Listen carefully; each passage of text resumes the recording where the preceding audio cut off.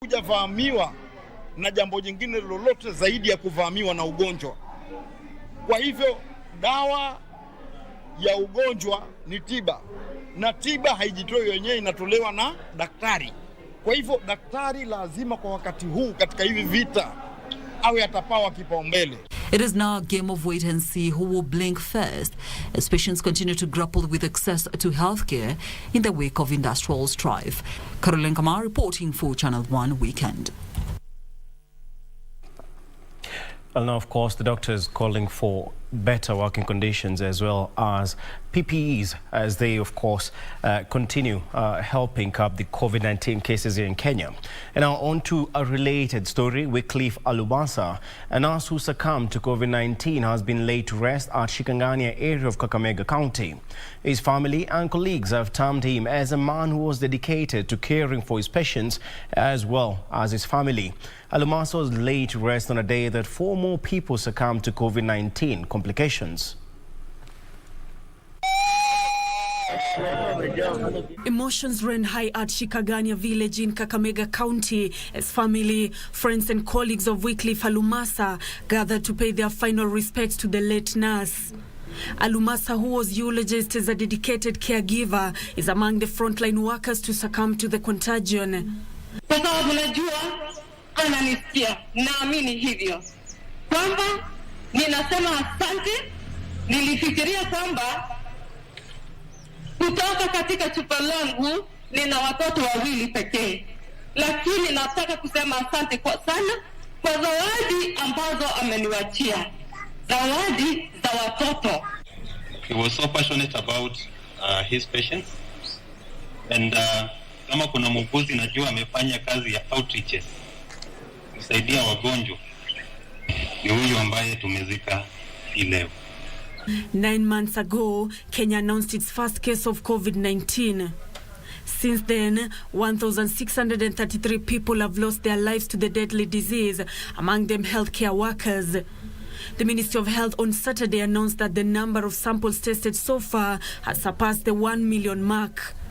And with 6,277 samples tested Saturday, 390 positive cases were confirmed, bringing the country's caseload to 94,151. The number of fatalities also climbed Saturday after 4 more patients succumbed to the disease. The Ministry of Health says 285 more patients made full recovery, bringing the total of recoveries to 75,559. Currently, there are 844 patients admitted in various hospitals, with 52 of them requiring intensive care. Nancy Okware, Channel 1 News. Meanwhile, the Independent Electoral and Boundaries Commission has invited applications for data entry clerks to undertake the verification of signatures collected by the Building Bridges Initiative Secretariat. The advertisement comes barely 2 days after the National Treasury released 93 million shillings to IEBC for verification of the signatures. IEBC had asked Treasury for 241 million shillings for the review the 4.4 million signatures, an exercise it said will take 85 days. The verification of 4.4 million signatures presented in support of the Building Bridges Initiative is expected to begin in earnest after IEBC invited applications for the exercise. The electoral body recently received 93 million shillings for the exercise, weeks after requesting some 241 million shillings to set the verification process in motion. The Commission had indicated it will take about 85 days to verify the signatures. The Commission is looking to hire 400 clerks for the job advertised on Saturday. Among the requirements by the IEBC, an applicant must be a Kenyan citizen of high integrity, be a holder of a Form 4 certificate and above, computer literate, and proficient in data entry. The verification exercise is expected to authenticate at least 1 million signatures needed by the BBI Secretariat to usher in the next phase of the BBI process. For Channel 1 News, I'm Sarafina Robi. Also, ODM leader RAILA says the handshake alone is not enough to unite the country, urging Kenyans to reach out to one another and build unity of purpose. RAILA said the next phase of BBI will focus more on reconciliation to help foster lasting peace and integration in the country. The ODM leader was speaking in Bondo, Siaya County when he met a section of leaders drawn from the Mount Kenya region. Achola Simon with the details. On Saturday, ODM leader Raila Odinga played host to a section of leaders and elders from Mount Kenya region in yet another charm offensive.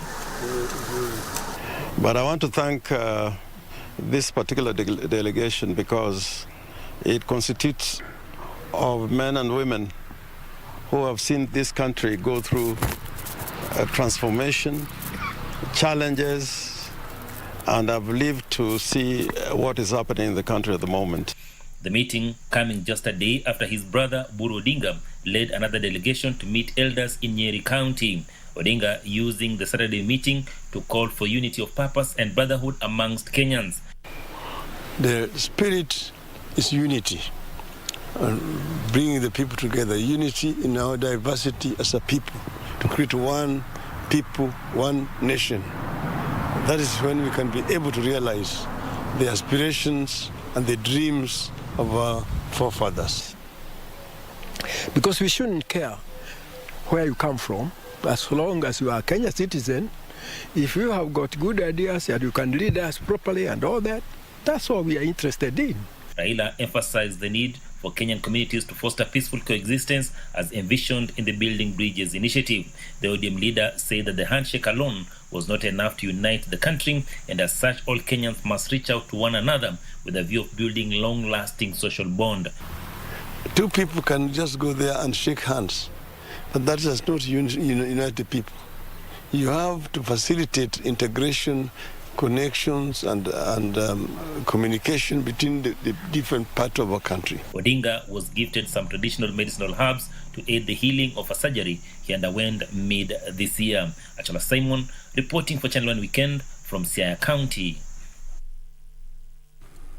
And now to a bit of politics, whereby former Nairobi County Governor Mike SONKO has maintained that his impeachment failed to meet constitutional threshold, even as he accused the Senate of playing the whims of the state. SONKO on Saturday took to social media to allege that some senators were coerced to side with the Nairobi County Assembly to hound him out of office. Former Nairobi Governor Mike SONKO has taken to social media to castigate the Senate for rubber-stamping his impeachment. SONKO maintaining that his ouster was a pure witch hunt orchestrated by those disgruntled by his leadership. The former governor alleging that a few senators were compromised by some unnamed quarters before his impeachment on Thursday. SONKO spoke even as he prepares to mount a legal challenge against his ouster. His tribulations coming even as a section of Kamba leaders proposed the establishment of a tribunal to investigate future impeachments. SONKO, kwa sababu ya kupitia capital hili, yeye akaenda hapo na hao watu wakamaliza hapo kwa nini? Hata bila sababu yoyote. Kwa hiyo mimi nataka niseme hiyo ni vitina na we don't want our national parliament and the Senate to be used by outsiders. By the way, I propose future impeachments. There should be a special tribunal so that that particular person can be investigated by that particular independent tribunal. Kwa sababu ikipitia hapo wabunge tu wananunuliwa na the principals na wanapiga kura bila kutumia akili. Meanwhile, leaders of the Party of National Unity say PNU is working towards a major comeback ahead of the 2022 general elections. Munga said the party will rally its members behind the Building Bridges initiative. We are a party of national unity. Then we asked, Uhuru na Raila walipigana sana 2017. But they sat somewhere and they said, we better unite this nation. Is that not the vision of PNU? So it is very fitting that you, as the Party of National Unity, should be on the forefront of improving the Constitution of Kenya 2010. Sasa BBI mnaunga mkono ama muungi mkono? Unasikia kule imeanza. Hiyo ni agenda ya PNU. Na PNU inaitwa Party of National Unity. Chama cha kuunganisha taifa.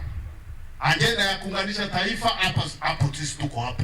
The Party of National Unity, which propelled former President Moi Kibaki in 2007, is hoping to revamp its presence in the grassroots. For Channel 1 News, I'm Gladys Munga. Well, quite the story coming in from Nairobi. Of course, the whole issue continues. Nairobi currently without a governor after Sonko was impeached by the Senate. However, of course, the County Assembly Speaker, Benson Mutura, was supposed to be sworn in, of course, as the new governor of Nairobi for 60 days. But then again, that did not happen. We're still waiting for that. And, well, for those with, of course, our opinions on the bulletin, remember you can always pass them on to us through our social media platforms on Facebook at KBC Channel 1, which also applies to Twitter at KBC Channel 1. And you can also log on to our website, www.kbc.co.ke, for more news updates. Well, a lot more coming to you after the break, so see you shortly.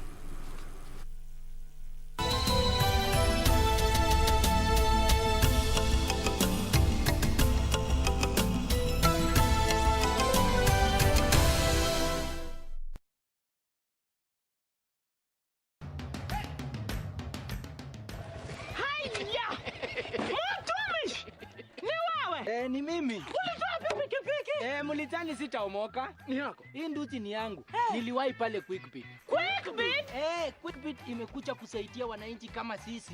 Nilinunua 399 shillings. Juu nilikuwa the lowest unique bidder. 399 shillings. Quickbit shilingi moja unaweza nunua pizza. Shilingi mbili unaweza nunua micro. Shilingi tano unaweza nunua hata gari.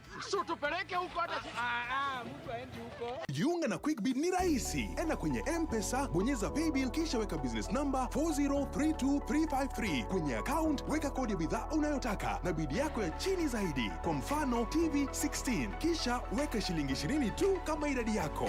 Weka bidi yako pia kwenye www.quickbit.co.ke. Kumbuka, bidi ya chini zaidi ya kipekee ndio ununua. Quickbit, bidhaa bora kwa bei ya chini. This weekend on KBC Channel 1. To get the discussion, we need to talk. Yes, we need to talk. The worst 3 words you ever have to hear. Not really. I think because both of us were coming with our own baggage, and ours was more of a whirlwind courtship. Like basically there was no courtship. If your girlfriend got pregnant, she was put in front of the church and she was told to confess her sin to the whole congregation. God has been faithful. Like we really cannot attribute anything else or anyone else to our marriage working but God. Next on. I can't breathe. Help, please, you have to help me out. Just breathe. Just breathe. Just breathe. No. Shh. Calm down. Just calm down. Just breathe. You and your son won't stay very long in El Paraíso. You know that, don't you? What happened, love? Where are you? I'm still in Chiapas. Wait, what? Didn't you tell me you were arriving on the flight leaving at 2? May I remind you, he is my son? But it's just that Max has this gift of making me angry. Please, miss. A doctor. Call a doctor. Please put her on the gurney. I'm Dr. Hernandez. What happened? She lost control of her car and fell into the river. This weekend on KBC Channel 1. Try to resolve things with Bianca. I think it's been enough for today. Yes, for sure. I know how to fix things with her. You were very rude to Mr. Ariel.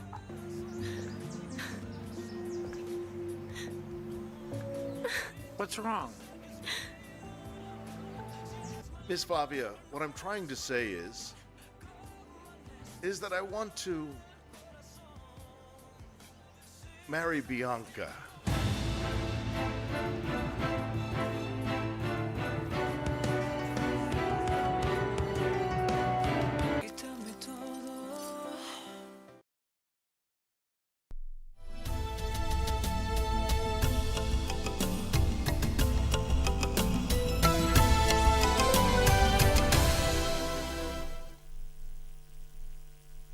Welcome back. Now, the cabinet will proceed in a 2-week recess beginning Tuesday next week as the festive season kicks off. Head of Public Service Joseph KENYAN says they have postponed cabinet weekly sittings, but presidential engagements will continue uninterrupted. Emily K. Bade with details of the government's calendar as the year comes to a close. With less than 7 days to Christmas, the head of Public Service, Joseph KENYAN, has released the calendar program for the government. In the calendar, the National Security Council and the National Security Council Advisory Committee business will continue as planned. However, cabinet committees and technical committees will not have any scheduled engagements unless directed by the President to discuss urgent business in cases of national emergency or any other exceptional circumstances.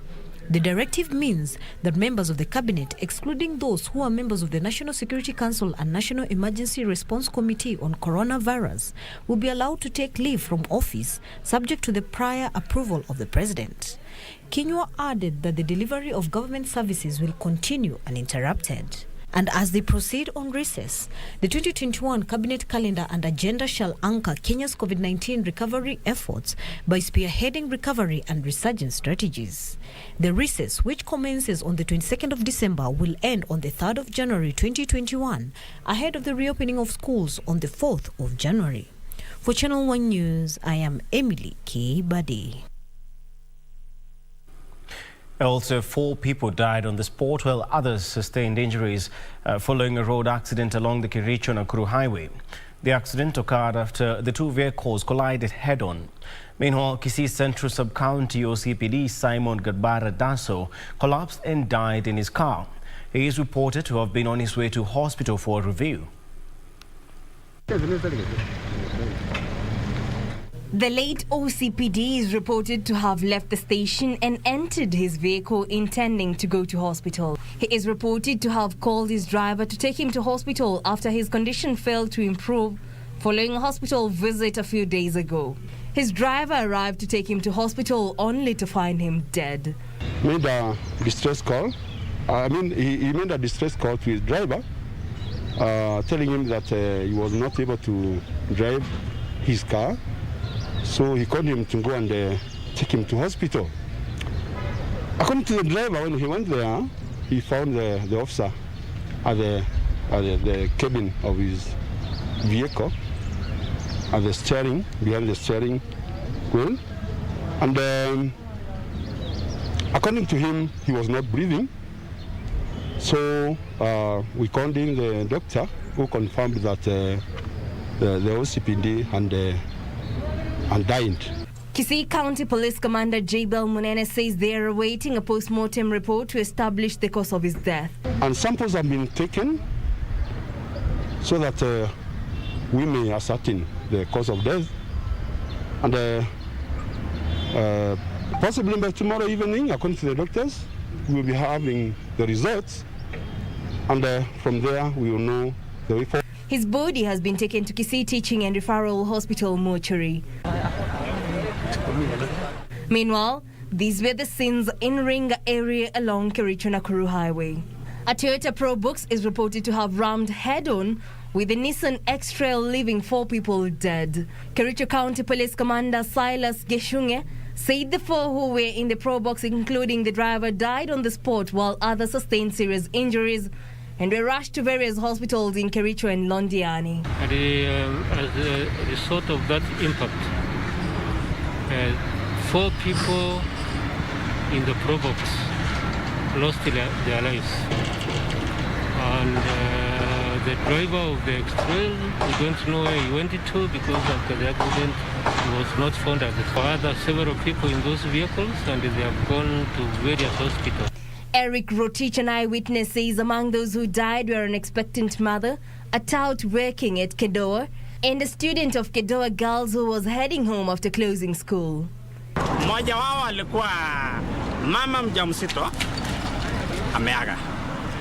Kijana alikuwa anafanya hapo kwa stage manamba ameenda. Msichana wa shule Kedoa Girls pia ameenda. Msichana mwingine amefika hospitalini Londiani pia ameenda akaagia huko. fulani tena kuna jamaa mwingine hapa ameaga. The bodies of the deceased were taken to Kericho County Referral Hospital mortuary as motorists were urged to exercise caution as the festive season begins. Tupunguzeni maneno ya ulevi na wa speed. Na wasi sana manake hii janga imegusa karibu kila mtu hapa. In December usiangalie pesa, angalia maisha ya mtu. Mkuwe careful. Sasa ile unaendesha gari, kwanza hii season ya Christmas, nataka muwe careful. Musikimbie sana. Kwa sababu hii Christmas imekaribia. Reporting for Channel 1 News, I'm Jackie Wambiru. Of course, quite an important message right there in this time of festivities. It is crucial for everyone to be keen out there on the road and elsewhere. Keep safe and obviously don't only think about yourselves but also those around you. Now let's move on to other matters whereby youth have been challenged to take advantage of the digital space and invest in e-commerce. ICT CS Joe Mushero says the government was keen on equipping young people with digital skills and had invested heavily in the necessary infrastructure.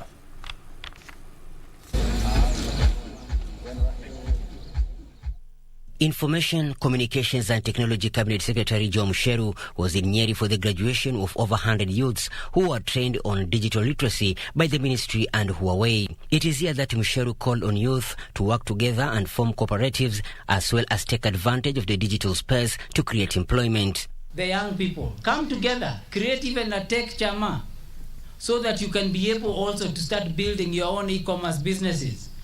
These lessons you are learning here are very valuable. Mushero pointed out the government had created a conducive environment for e-commerce to thrive by ensuring connectivity across the country and call on the young people to take advantage of the infrastructure provided to better their lives. Separately, Mombasa filmmakers have been urged to produce films that raise awareness on social ills such as drug abuse and crime. ICT Chief Administrative Secretary Nadia Abdallah cautioned against production of obscene content, which is blamed for contributing to moral decay. Let's enable and have clean content, because you've seen the content. It's rampant. We are idolizing violence. We are idolizing rape. You know, we are amplifying thuggery and other things. So use this hub. Kenya Film Classification Board Chief Executive Officer Dr. Ezekiel Mutua reiterated that time has come to change the tide and focus on content that will market Kenya positively. We just got approval, Madam Cass, and we want to thank you and the ministry for the Cinema Mashinani project. Tumepata BQs from Public Works ambayo inaturuhusu sasa kuenda kwa treasury kunegotiate tupewe pesa za kununua mangari ile ya mobile cinema unit.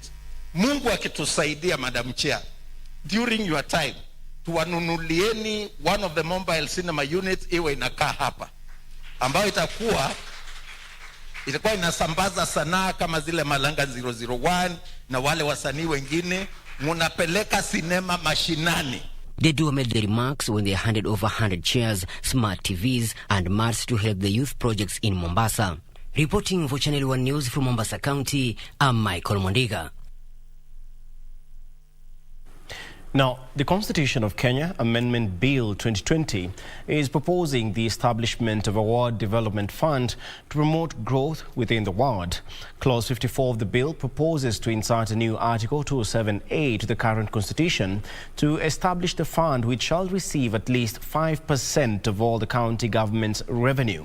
Kevin Washira examines this proposal that seems to have gained popularity among MCAs.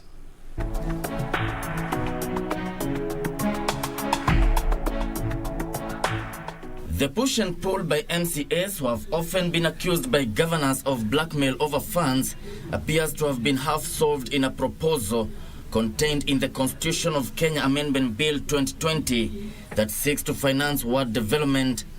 The proposed inclusion of a new Article 207A, if approved, will ensure equitable distribution and development in the wards through money collected by the county government. If adopted, Parliament shall be required to enact legislation to provide for the management of the fund, criteria for disbursement of the funds to each ward in a county, and how public participation will be done to identify development projects. Currently, there are 1,450 wards in all 47 counties in the country. However, the number of wards could increase owing to a proposal in the bill to increase the number of constituencies from the current 290 to 360. Kevin Washira, Channel 1 News.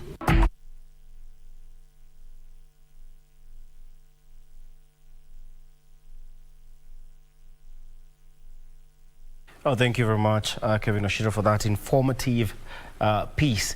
Now, let's have a look at the counties whereby the government has begun the process of enhancing regulations governing the country's cooperative sector. Principal Secretary in the State Department for Cooperatives, Ali Noor, says the sector has been disrupted by the COVID-19 pandemic, and the regulations will enable the sector adapt to the new normal. Details of this and other stories in the county news briefs.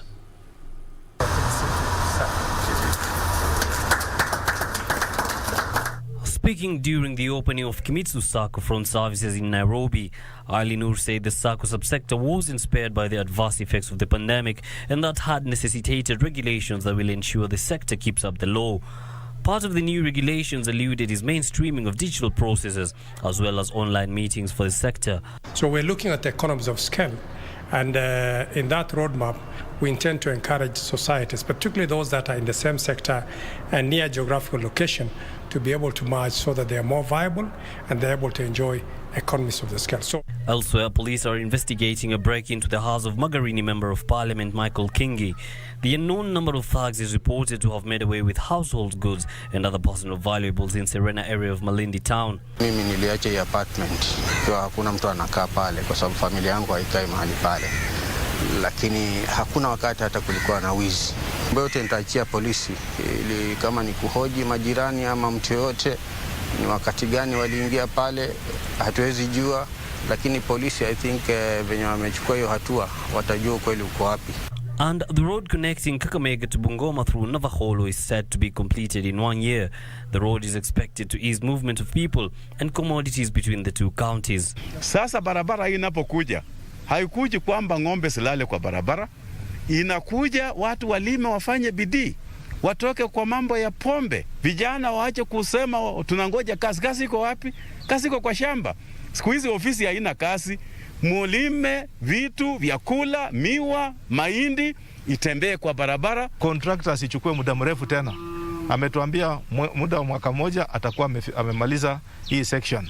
Traders in the informal sector are said to undergo a skills development training course aimed at boosting their expertise and recognizing them as professionals. The training will be conducted by the National Industrial Training Authority following the signing of an MOU with the Kenya National Federation of Juakali Associations. Will focus mainly on the MSMEs, and the Juakali sector will take center stage. And in support of Agenda 4, you realize that now the government is focusing on the Juakali artisans. Our artisans are now doing the school desks. Our artisans are doing now the masks, and our artisans are doing the affordable housing. So we realize that skills is important. Now our people's skills are going to be honed, and the products and services that are going to come from our sector are going to be competitive.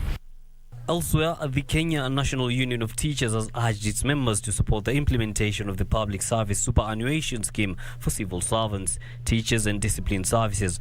NAT National Treasurer John Matiang'i said teachers stand to benefit in the new scheme as they will take home better benefits when they retire. Act that was passed in Parliament, and it is being implemented at the moment.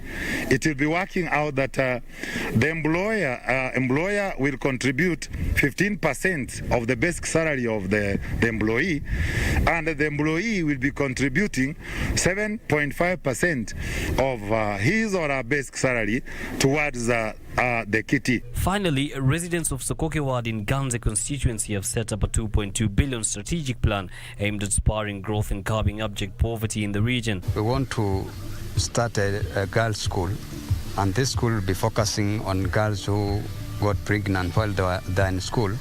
We want to put them in one school and make sure that we facilitate to the best of our ability.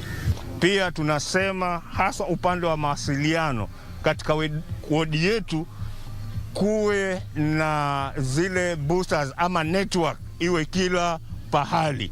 The 5-year strategic plan aims at improving access to quality education, opening new roads and harnessing youth talents and local culture. Yusuf Farah, Channel 1 News. Well, now we take a short break, but don't go too far because we're going to be coming back with the sports news of the day. And a lot is actually happening, be it football.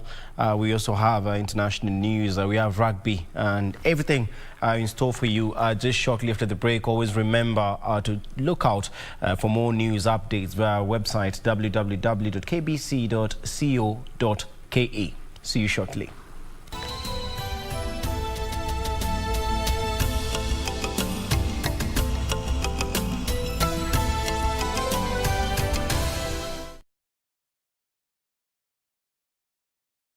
When the world changed, it made us go back to the simple joys and love the little things even more, like serving up your best, eating together, and sharing more.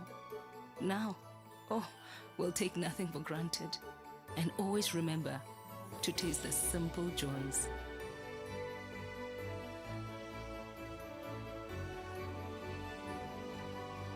Enjoy the magic of Christmas with Coca-Cola. It's thrilling, intriguing, unpredictable with the unique match experience that will leave you yearning for more. It's the second round of the DFB Cup competition of the German Football Association from the 22nd of December 2020 through to the 13th of January 2021.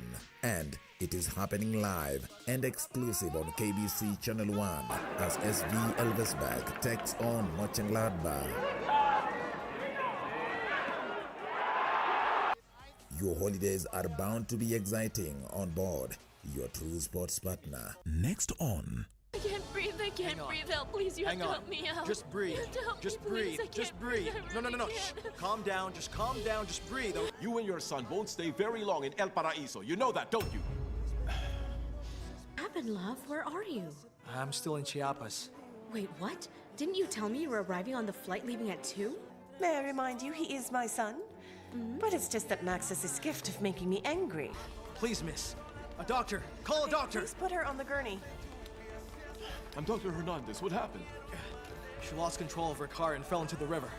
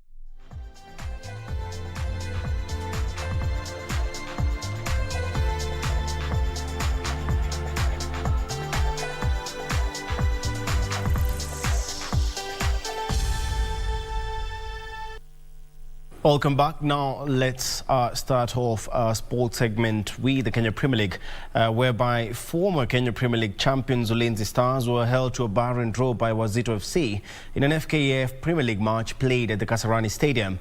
Meanwhile, Kariobangi Sharks trounced Sofapaka 2-1. Wazito FC came into the match focused to bag maximum points after playing to a barren draw against Posta Rangers in their last assignment. The Francis Kimanzi charges controlled proceedings in the opening stages but could not break a stubborn Ulinzi Stars defense. Both sides created clear-cut chances in the first half but failed to convert. After an entertaining first half, the match went into the breather, the scores at 0-0. After resumption, the tempo of the match increased, with both sides searching for the winner. And after 90 minutes of entertaining football, both sides shared the spoils sides, walking with a point each. Sababu kipindi cha kwanza wamecheza vizuri sana. Kipindi cha pili kilikuwa ni kipindi pia sisi tumecheza vizuri zaidi. Kwa hivyo nafikiri hata kama ni alama moja kwa mtu kama mimi bado niko kwa msingi wa timu yangu. Siwezi sema ati tunakasirika ama tunasema vijana pia wamefanya ile wangeweza kulingana na uwezo ule wako nao. Hatukuwa na nafasi ya kucheza hata friendly moja hizo games, so tunaenda tukiongeza hiyo match fitness because ya go to the lose. Hapa tume draw, so naona kama iko improvement, ingawaje chances kidogo leo ilikuwa kidogo, but tulikuwa tunacheza na very tactical team, so nasema kuna improvement kubwa kwa timu yangu. In other matches, Nzoia and Posta Rangers played to a 1-1 draw, while Kariobangi Sharks trounced for Paka 2-1. Karanja David for Channel 1 Sport. Well, now just a slight look at how the Kenya Premier League stand at the moment after 4 rounds of matches. So far today, you have KCB leading the log. KCB are actually on fire at the moment. 4 matches played, 4 wins. That means they lead by 12 points. Western FC Leopards is second. Of course, their good run came to an end yesterday after they were beaten 2-0 by Western Steamer, but still they're still in the second position. Kariobangi Sharks win today against Fopaka means that they're third on the log. Tusker is fourth, while City Stars is actually in the fifth position. Quite commendable for City Stars, who are actually in their first season in the Kenya Premier League after, well, quite a while. Now, let's look at another story still, whereby favourites Thika Queens trounced arch rivals Gaspo FC 2-1 in an entertaining FKF Women Premier League match played at the Steamer Grounds, Nairobi. Meanwhile, the FKF Women Premier League Round 2 Zone A action will kick off Sunday at the Steamer Grounds with Ulinzi Starlets taking on Kayole Starlets. Mercy Airo scored the opener for Gaspo in the 46th minute.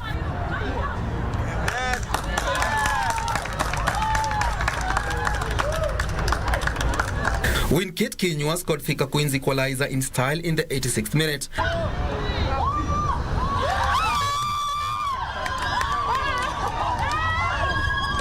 Rachel Moema scored the winner in the dying minutes to ensure Thika Queens bagged maximum points. This was a derby. Gaspo ni game ambayo ilikuwa ngumu, game ambayo pia timu zote zimejitolea kucheza. Nimefurahi kupata ushindi. If you look at both teams, every team got chances. Now the capitalization of the chances was a bit low for both teams. But then they came up, they scored 2 goals. Happy for their win, but sad for our loss. Meanwhile, the FKF Women Premier League Round 2 Zone A action will kick off Sunday with Ulinzi Starlets taking on Kayole Starlets at the Steamer Grounds, Nairobi.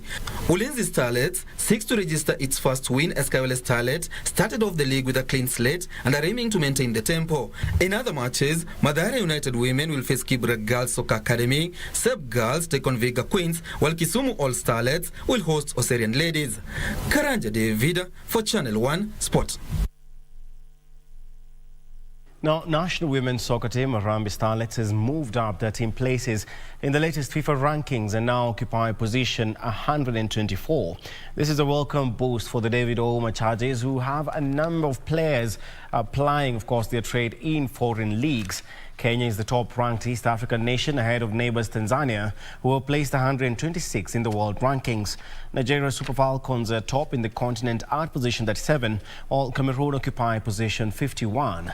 USA is the best-ranked country, with Germany, France, Netherlands and Sweden completing the top 5 positions. The next rankings will be released in March 2021.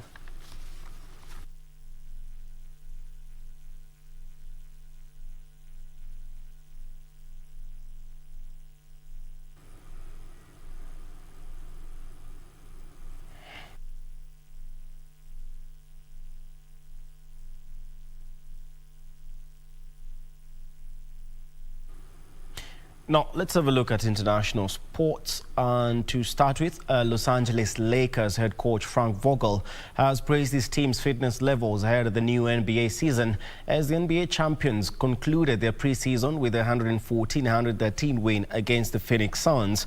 Anthony Davis scored 35 points. LeBron James added 20 as the Lakers finished preseason undefeated. The 17-time champions will kick off the new season against the Los Angeles Clippers on Tuesday at the Staples Center. Anthony Davis had 35 points and 6 rebounds in 30 minutes, and James had 20 points and 8 rebounds in 25 minutes, while Kentavious Caldwell-Pope scored 15 points in 3 quarters as the Lakers finished the preseason 4-0 with a 114-113 win at Phoenix. Caruso now with the basketball. He drives, good pass underneath. Montrez is there to finish. 12-point game. LeBron slows it up. Here comes the three. Single digits. The Lakers overcame a 21-point deficit, and Quinn Cook hit the go-ahead shot with 26 seconds left. Davis shot 11 of 16 from the field, including 6 of 7 from three-point range. With 3, with 2, with 1, at the corner! Why not? Yes, sir! Anthony Davis, hello! The Suns were led by Devin Booker with 27 points, but the defeat leaves them winless in 4 preseason games. We had a slow start. It's going to be a challenge for us early on in the season. With the short off season and the nature of the short preseason, the condensed preseason. Hopefully we're 4-0, but we certainly have a long way to go in terms of playing at the level that we want to play at, especially on the defensive end. We're making shots to stay in the game, but we got a lot of work to do. Yeah, I would say our offense is probably ahead of our defense, but we've had spurts. We've had spurts of really good defense, being very active, connected, tied together, and then we've had spurts where we're step slow. And I thought the way we started both of the last 2 games, we were a step slow on some things, and that's just something we got to continue to work on.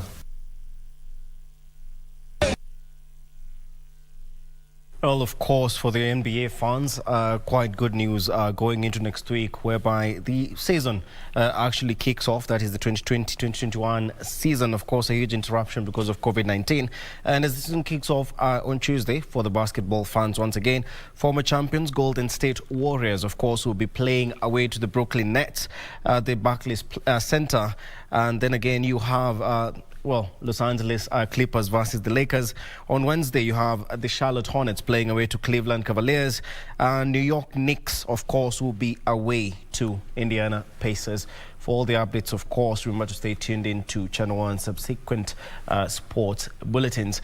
Now, in other matters, Sam Stewart, Tom Ascott and Josh Basham scored second-half tries to earn Newcastle Falcons their first victory in the European Challenge Cup following a 26-17 victory over Castres at the Stade Pierre-Antoine. The Falcons bounced back from losing their opener to Cardiff Blues last week by coming from behind to inflict a first home European defeat in 14 matches on the hosts. Newcastle went ahead after 15 minutes through Brett Connor's penalty. That's better from Brett Connor. Yeah, lovely strike. But they were stunned by a quick-fire try double midway through the first half. Antoine touched down twice in the space of 3 minutes to give Castres a 10-3 lead. On here to Onan Belli, who made his European debut when he was playing for Toulon against Newcastle a couple of years ago. And again, it's that fullback Clavier, and once more it's the same duo. Before 2 corner penalties cut the deficit to 1 point at the half-time interval. Easily converted. Another penalty advantage in the Castres 22. Here's Wilson, out of the back of the hand, showing his own offloads. The Falcons had a strong win against them in the second half, but a flowing move culminated in Sam Stewart scoring with 25 minutes remaining. The Bonner, good offload. Out here to Zach Kerr, what a step. Inside to Stewart, and Newcastle at long last have got their try. And replacement Chidera Obona began an impressive debut by setting up Tom Ascott. Conant, Ascott inside here to Obona. That was Matavesi. Ascott tiptoeing down the touchline, and Newcastle have their second try. The Falcons had their third try 4 minutes from time when Basham crossed in the left corner. Conan. Out there from Matavesi, here's Abona. Abona draws his man.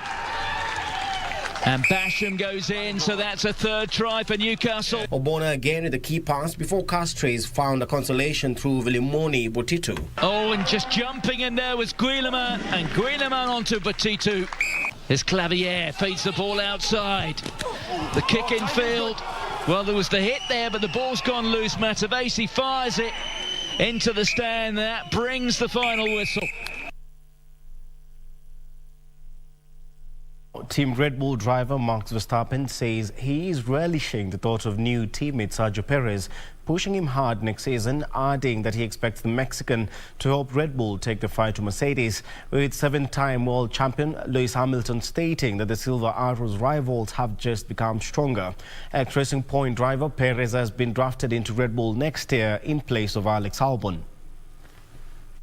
Max Verstappen, who won 2 Grand Prix in 2020, including the season finale at Abu Dhabi, believes Sergio Perez's arrival at Team Red Bull will spur him and the team on to greater heights in 2021.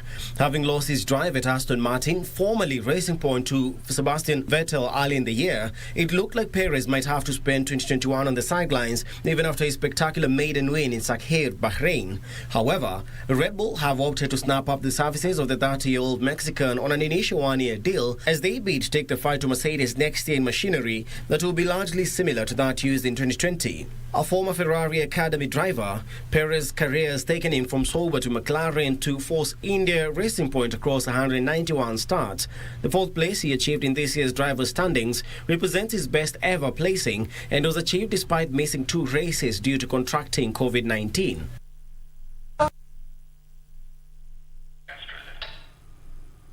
Now, the Australian Open will begin in Melbourne on February 8th, with players facing a 3-week seclusion before the start of the first Grand Slam of 2021.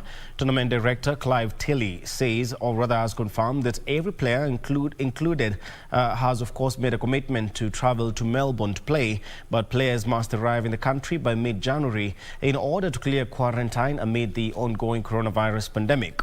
The WTA has announced 2 WTA 500 tournaments will be staged at Melbourne Park from January 31st to February 7th as warm-up events, while the ATP will move to Adelaide International to the city and also will host the ATP 250 tournament at the same time. Qualifying for the tournament will take place outside Australia, with a women's event in Dubai and a men's event in Doha from January 10th to the 13th, reducing the number of players travelling to the country. WTA has announced its season will begin in the Abu Dhabi WTA Women's Tennis Open, a WTA 500 level event from January 5th to the 13th.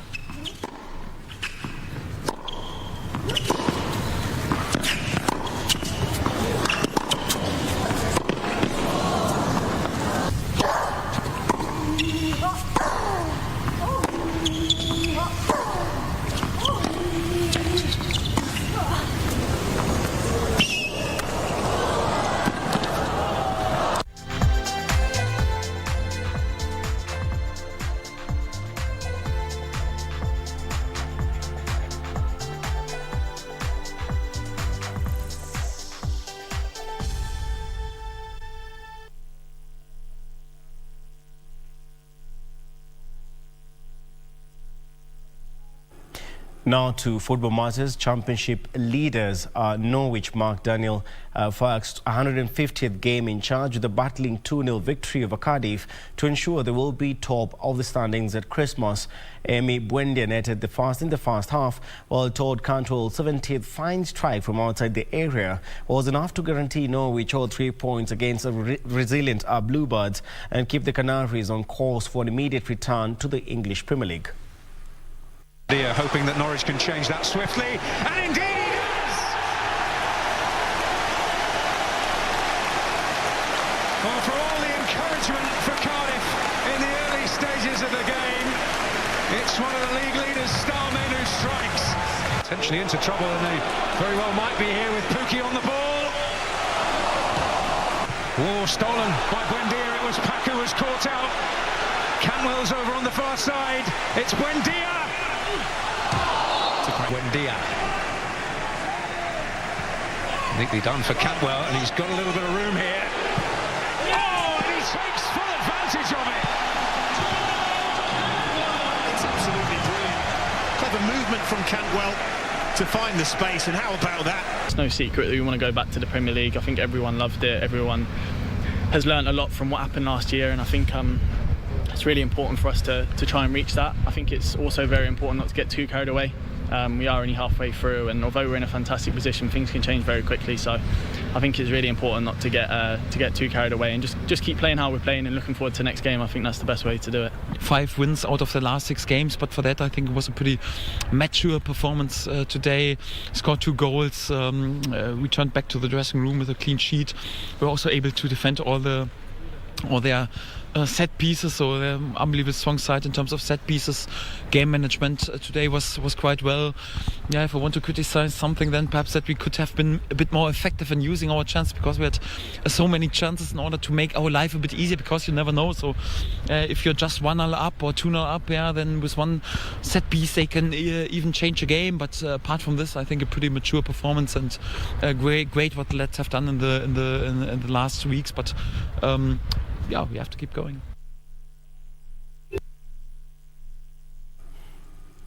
Now, back home, former Africa cross-country bronze medalist Charles Yusei and former World U3000 meters bronze medalist Sheila Chelangat braved a stiff opposition to win the second Athletics Kenya cross-country meet held at the Koitalel Arab Samoa University in Nandi County. Meanwhile, Felix Korir and Africa Junior 5000 meters champion Agnes Jebet won the juniors titles. Chelangat, who won the national cross-country title early this year, edged out elite athletes, including former Barcelona marathon champion Valerie Ayebe. Chelangat crossed the line in 34 minutes, 25.6 seconds, ahead of Joyce Chepleting and Gladys Chepkirui, who completed the podium dash. Yosei, who has been consistent in 10,000 meters, faced stiff opposition from Africa Junior cross-country champion Nicholas Kimeli and first-leg winner Daniel Abenyo for the title. He crossed the line in 30 minutes, 38.3 seconds, ahead of Phineas Kipleting and Nicholas Kimeli, who came in second and third respectively. We have had a successful cross-country meet at Koitalel Samoa University College, where the Athletics Kenya sponsored a program with the support of Koitalel and other collaborators. It has been very successful, and as Koitalel Samoa University College community, we are grateful that the Athletics Kenya is supporting us in sports. Sisi kama wakazi wa sehemu hii tunaona fahari sana, kwa sababu tunajua kwamba tangu corona ije nafasi nyingi za kufanya sporti katika sehemu hii imekuwa affected. Ndio leo hii nafasi ambayo tumejaliwa, tunashukuru Mungu sana. The cross-country served as a rehearsal for the 44th World Cross-Country Championships slated for March 20 next year in Australia. Karanja David for Channel 1 Sport.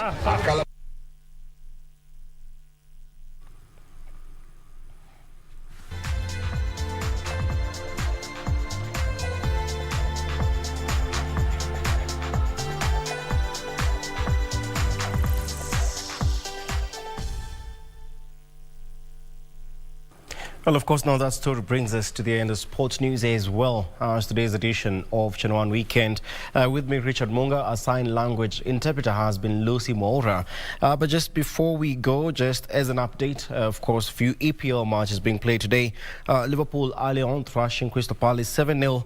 Manchester City narrowly beating Southampton 1-0 at St Mary's Park. And, well, so it continues for Arsenal. Everton leading Arsenal 2-1. Of course, that match being played at Goodison Park. Of course, for more updates on that and, of course, a brief look at the highlights, be sure to stay tuned into our subsequent bulletins right here on KBC Channel 1. Well, that's it for me. But before I go, well, I'm going to leave with the weather forecast with Yusuf Farah. Have a good night.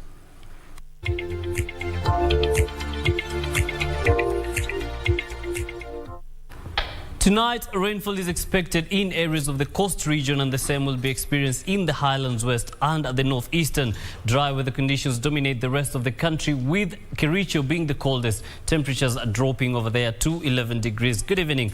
Many thanks for keeping it Channel 1. My name is Yusuf Farah. Time now for your Channel 1 weather updates. Tomorrow morning, Malindi and Mombasa wake up to showers accompanied by sunny intervals. The rest of the coastal region will be having sunny intervals in the morning, and the same will be experienced in the capital city, Nairobi, all the way to Mandera, Garissa and areas of Lodwar and its environs. Taking a look at the afternoon, where Kisumu, Kakamega and Kisii will be having showers accompanied by thunderstorms. The coastal region continues to be having sunny intervals, and the same will be experienced in Garissa, all the way to the Lake Turkana Basin and areas bordering Kenya and South Sudan. As far as the temperatures are concerned, Mandera has highs of 37, lows of 23, Marsabit highs of 26, lows of 18, and Nairobi highs of 26 and lows of 16. On that note, I complete your local weather forecast. Again, many thanks for keeping it Channel 1 until we meet tomorrow again. Remember, stay safe, wash your hands and maintain social distance. Have a good night.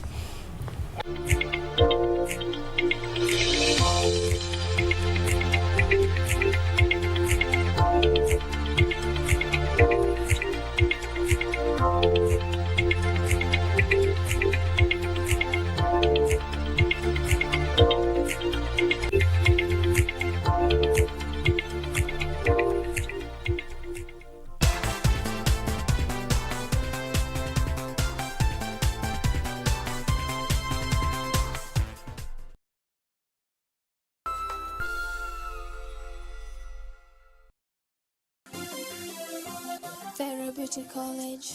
Vera Beauty and Fashion College, with branches in Nairobi, Eldoret, Thika and Meru. Did you know that we are a TVET approved institution? We offer courses in fashion design, interior design in soft furnishing, event decoration, flower arrangement, event planning, hairdressing, barbering and dreadlocks, beauty therapy, makeup, nail technology, spa massages, teaching skills, TOT, solo business management, and many more. Register now and visit our website on www.verabeautycollege.com.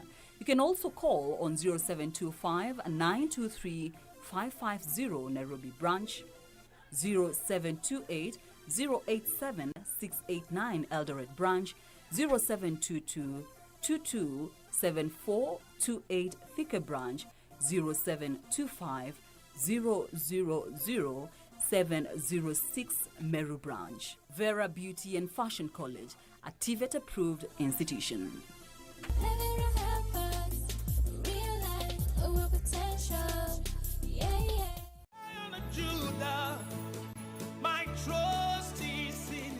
Jumapili hii kwenye runinga ya KBC, ungana naye Askofu Michael Wanderi wa kanisa la Christian Foundation Fellowship Kiambu kuanzia saa 1 hadi saa 2 asubuhi. Ningetaka nikwambie, our Jehovah God, because the Bible says he is the same yesterday, today and forevermore. He is able to take you to a place of abundance. He is able to take you to Rehoboth in the name of Jesus Christ. Kipindi ni neno la neema, ukiletewa naye Askofu Michael Wanderi wa kanisa la Christian Foundation Fellowship Kiambu.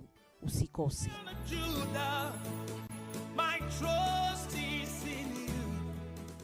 This weekend on KBC Channel 1.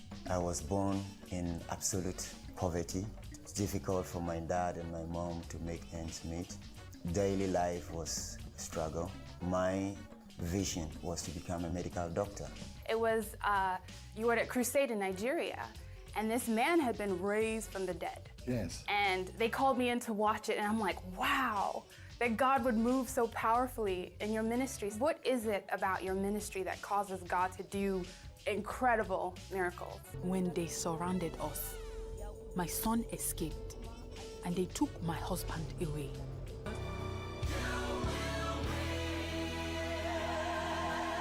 So put your fist in the air like a winner and say, it's my winning season. Come on. It's my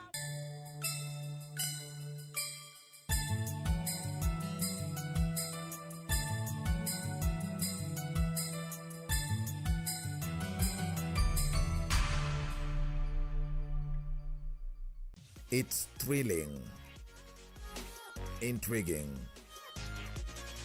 unpredictable with the unique match experience that will leave you yearning for more. It's the second round of the DFB Cup competition of the German Football Association from the 22nd of December 2020 through to the 13th of January 2021. And it is happening live and exclusive on KBC Channel 1 as SV Elversberg takes on Mönchengladbach. Your holidays are bound to be exciting on board your true sports partner this weekend on KBC Channel 1. Mami, ushamroga Shamsa. Hivi sasa utakuja kutupia majini pia? Ndio maana nimekuja hapa tuongee babe. Sasa tuongee nini? Najua umebeba nini hapo? Labda umebeba majini. Kitu hapa. Hamna kitu. Ila sisi hatuna mtu ambaye wetu shida. Kwanza sisi wenyewe hatutaki mashida. Kwa mashida tulionayo yatosha. Sawa? Jamani Yusuf, mbona hata kunielewa huyo Yusuf lakini? Kunielewa kama mimi nampenda huyo Yusuf. Shida mwenzako nampenda Yusuf. Ningeachana naye tu.